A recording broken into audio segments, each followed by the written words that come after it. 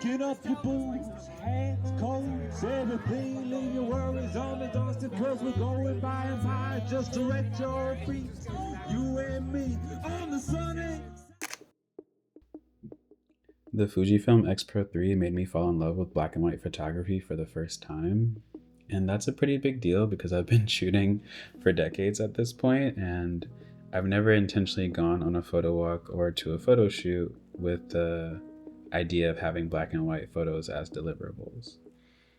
For a really long time, I actually thought that black and white was kind of a fail-safe.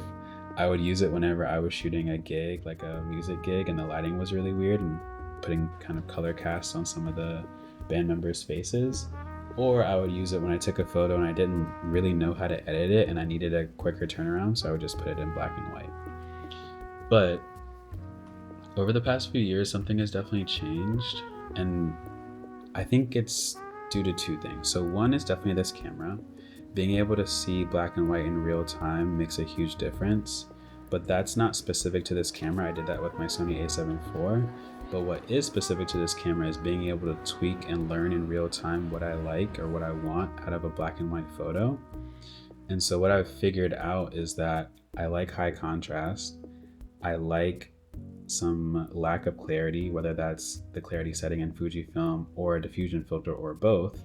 And then I really enjoy grain. I think black and white feels like a very authentic and a very raw medium.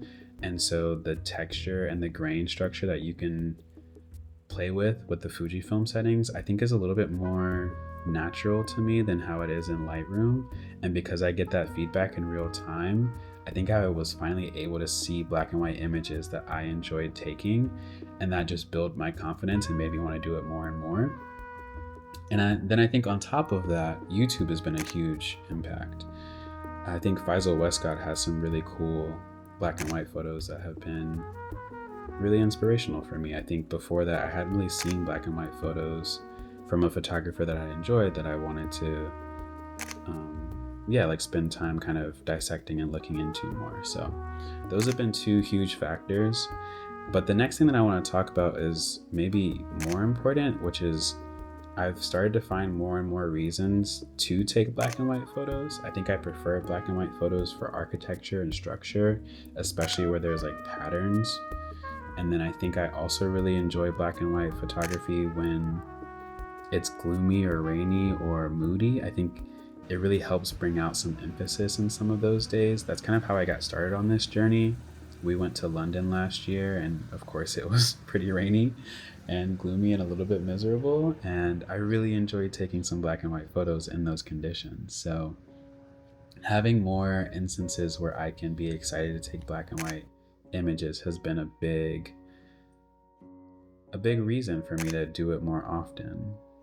And I think one other thing that I will say about some of the things I look for, some of the reasons that I shoot black and white, is that I think I've also found it to be really fun for just capturing everyday moments.